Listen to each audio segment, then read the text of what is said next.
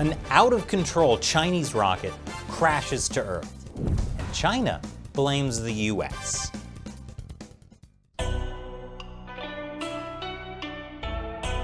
Welcome to China Uncensored. I'm Chris Chappell. Good news!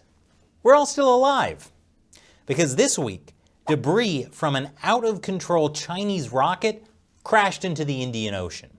The Long March 5B rocket blasted off April 29th, carrying components of China's planned space station, Harmony of the Heavens. But the Chinese Space Agency lost control of the rocket as it continued its 17,000-mile-an-hour orbit around the Earth, edging closer and closer with each pass. Skywatchers caught glimpses of it as it tracked as far north as New York and as far south as New Zealand.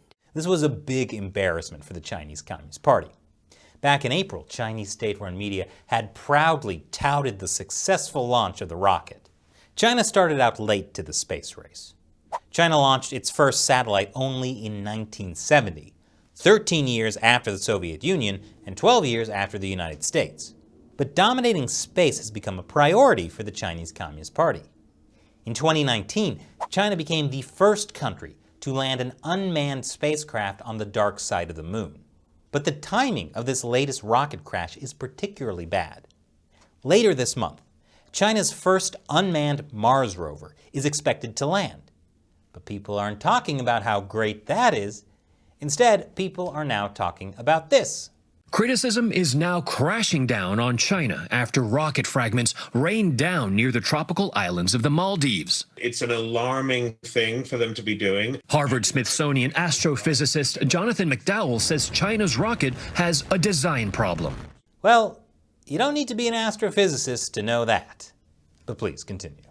We normally make sure they don't go into orbit at all, or if they do, they have a restartable engine which can bring them down in a controlled place. Let's be clear here. It's not that China can't, right? It's that they don't. That's exactly right. Was it price? Was it laziness? I would think it was lack of concern. It's not surprising there's a lack of concern.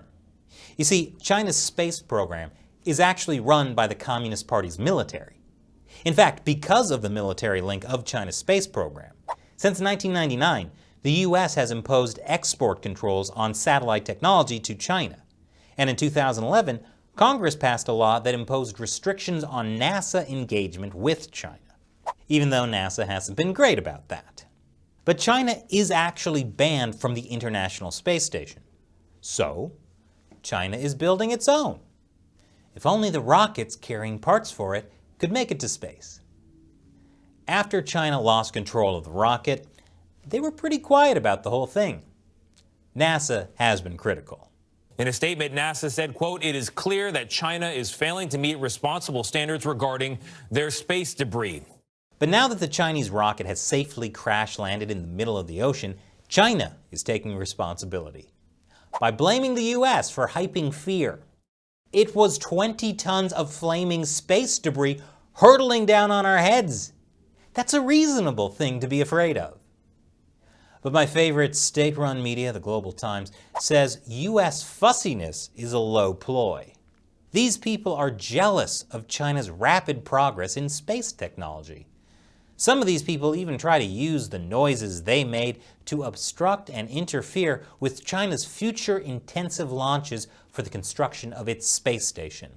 The Global Times says, there is also no evidence proving that the landing points of US rocket debris are more controllable compared with those of China's. You know, evidence with Chinese characteristics. Now, it's true that uncontrolled space debris is not a problem unique to China. Back in 1979, the US Skylab space station broke up over the Indian Ocean and scattered debris across Western Australia. Last month, SpaceX debris landed on a farm in Washington.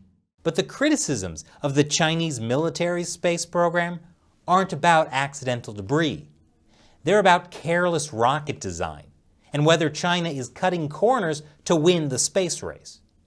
And the Chinese Communist Party is deflecting those criticisms by blaming the US for criticizing them. Failure will happen as humanity tries to reach for the stars. But failure is not something the Chinese Communist Party has ever been willing to face, which is why it's so much easier to blame America. And now, it's time to answer a question from a member of the China Uncensored 50 Cent Army, fans who support us and our efforts to expose the truth about the Chinese Communist Party on the crowdfunding website Patreon. Kenneth Cripps asks, Japan has always made it clear they will not tolerate the Chinese mainland invading Taiwan. I don't know what China is thinking. They are surrounded by enemies. That's a very good question. It's true, China is surrounded by countries that are not happy with its aggressive expansion or desire for global hegemony. But, as top-ranking Communist Party official Yang Jiechi once said, China is a big country, and you are small countries, and that is a fact. He was talking to Southeast Asian countries. There is a limit to what any of the countries surrounding China can do because of how much power the Chinese Communist Party has. Sure, all of China's neighboring countries could unite and form alliances against the Communist Party, and to an extent they're trying. But it's harder for a bunch of countries to all work together than it is for the CCP to put enough pressure on the weakest country to break that alliance. Now, if an equally big country stood behind them, like the United States, that could present a real problem for the CCP. But as Jim Fennell, the former Director of Intelligence and Information Operations for the U.S. Pacific Fleet, has told us on the show, we've entered what he calls the Decade of Concern. The idea is that in 2049, the CCP will celebrate the 100-year anniversary of the founding of the People's Republic of China. The CCP has to take Taiwan before then. It also knows if an invasion of Taiwan happens too close to 2049, China will be an international pariah. No one would be celebrating the anniversary with China. Not good for a country that wants to be a global hegemon. But the CCP also knows that it takes about 20 years for the rest of the world to forget something. For example, in 1989, the Tiananmen Square massacre made China an international pariah. 20 years later, leaders from around the world celebrated in Beijing the 2008 Olympics. That's why now is the decade of concern. The CCP believes that if it takes Taiwan now, the rest of the world will have forgotten by the 2049 anniversary. So what the Chinese Communist Party is thinking is that it can't afford not to take Taiwan now. Thanks for your question, Kenneth, and your support. And a big thank you to everyone who supports China Uncensored on Patreon. We could not do this show without you. So thank you for joining us in the fight to expose the Chinese Communist Party to the world. If you're interested in joining, head over to patreon.com/China Uncensored. You'll get a bunch of cool perks, including the chance to have me answer your question on the show. Once again, I'm Chris Chappell. See you next time.